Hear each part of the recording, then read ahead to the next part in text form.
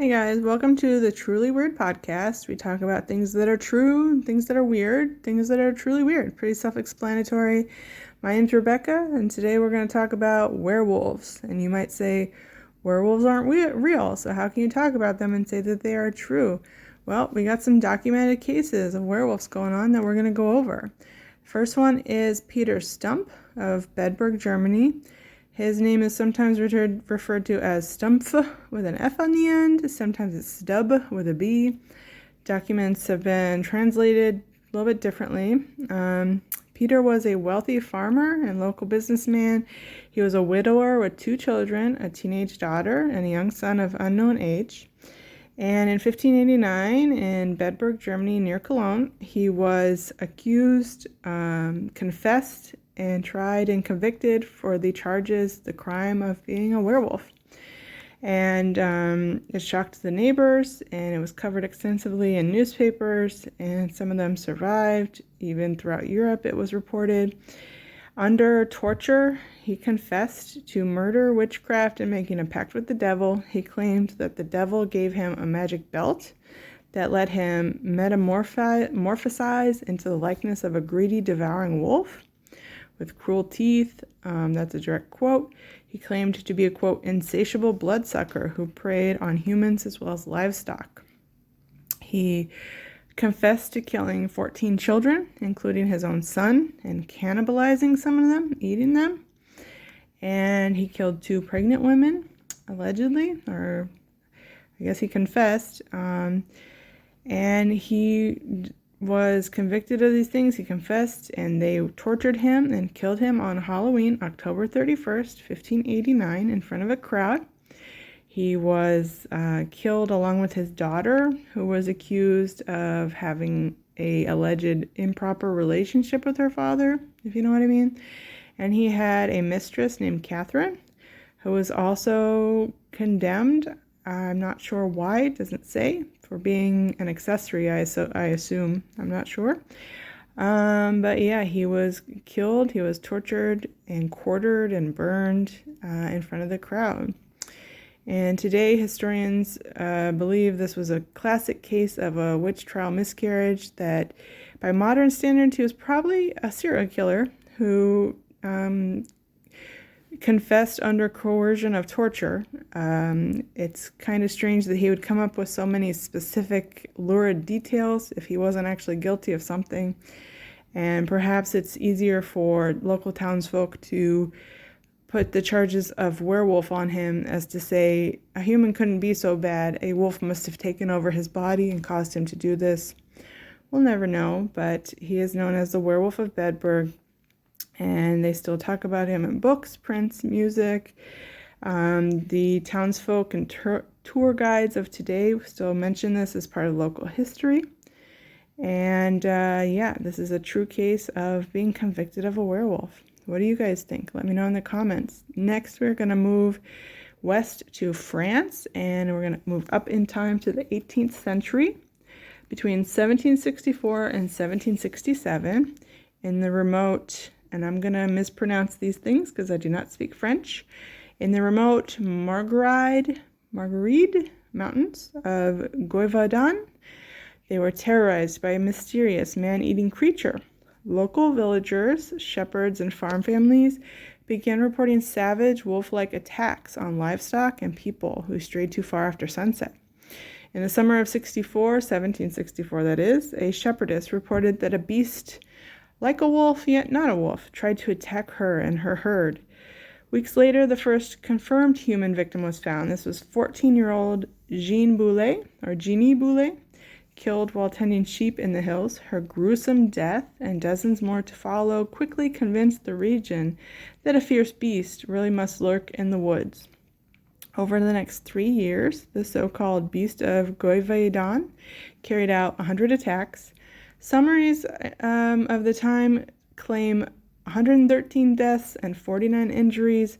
Some sources put the estimate more at 60 to 100. It's unknown. But these reports are valid of this many people killed in this region. Most victims were women and children, often with throat injuries. A July 1764 burial record explicitly lists the cause of death as a ferocious beast killing the child. Some officials were regarding this as a singular monster. Eyewitnesses described the events and the monsters that they were seeing as the size of a cow or sometimes a horse. They described it as tawny or reddish fur with streaked dark markings. They often described it as having a tail that was longer than a wolf's with a tuft at the end. Some accounts claimed that the beast stood up on 2 feet on hind legs like a man. One dying victim cried out, "It was a horrible beast that killed me." So official reports noted that shooters' bullets sometimes failed to stop it, and nothing was happening to capture or subdue the creature. Mass panic prevailed. Local clergy preached that the massacre was a divine punishment requiring prayers. And some peasants armed themselves and some just fled and moved away. The crisis grew so dire that by 1765, King Louis XV himself got involved. He sent royal hunters to Gévaudan. He sent Francois Antoine, the local wolf hunter, the expert wolf hunter, was sent and tracked and killed a huge wolf believed to be the beast. This wolf carried a bayonet scar consistent with one that had been reportedly inflicted by a survivor named Marie-Jeanne Vallée.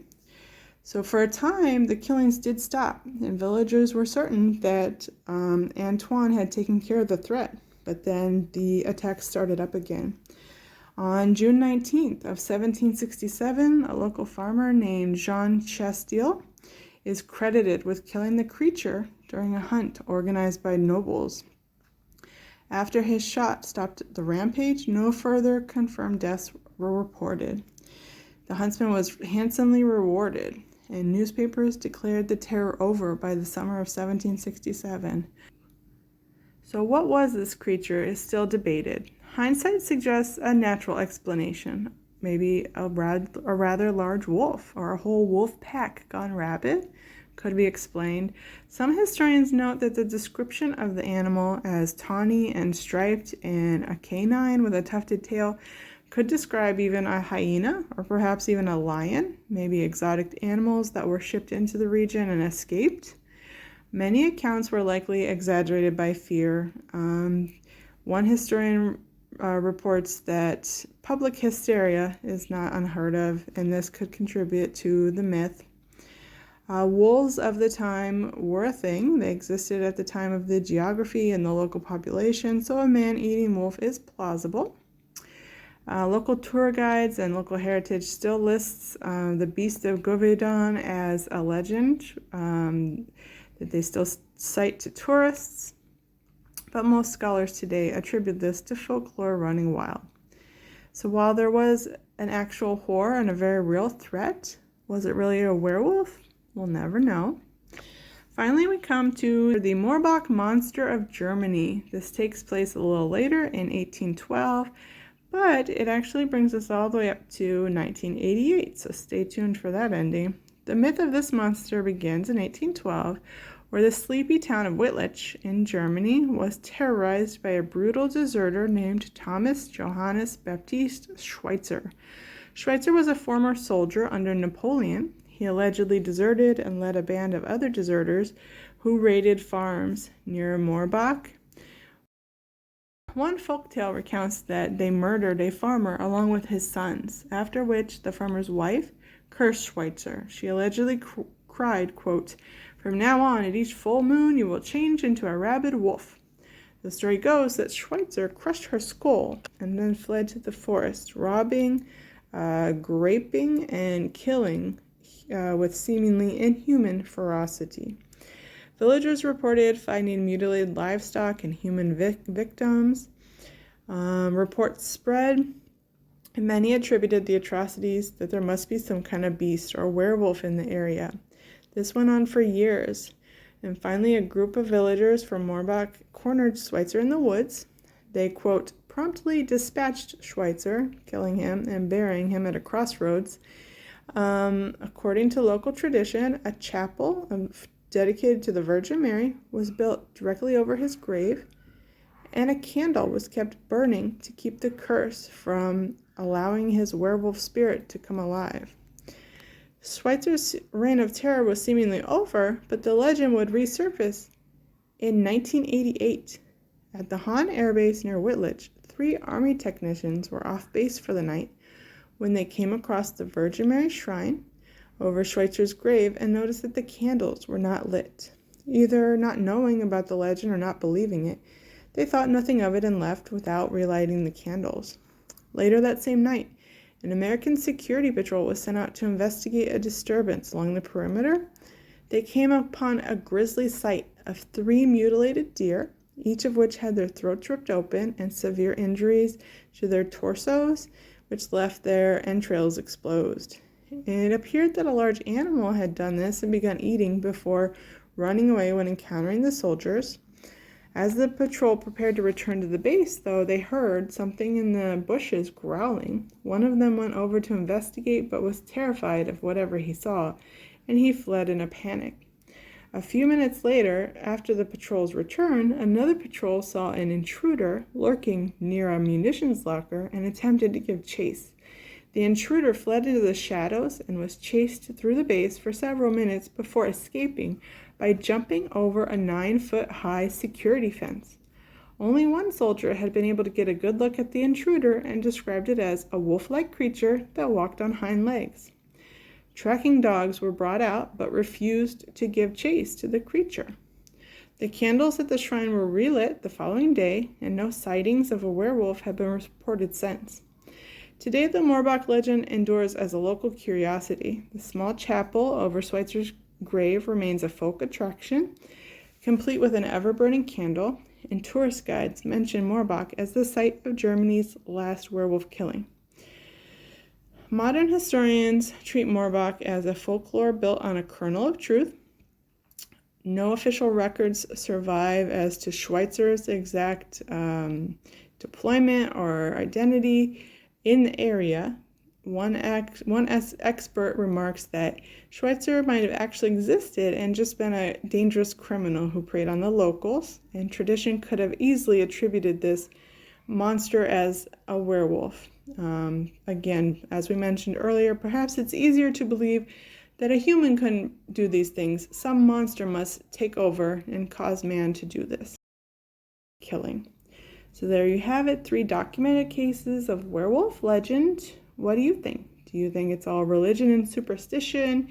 There's some kernel of truths and many eyewitnesses accounts that do corroborate each other and seem to describe inhuman feats like jumping over a 9-foot-high wall and creatures that are very large and standing on 2 hind feet and covered in fur. So what do you think? Tell me in the comments. I'll catch you next time and we'll talk about more truly weird things.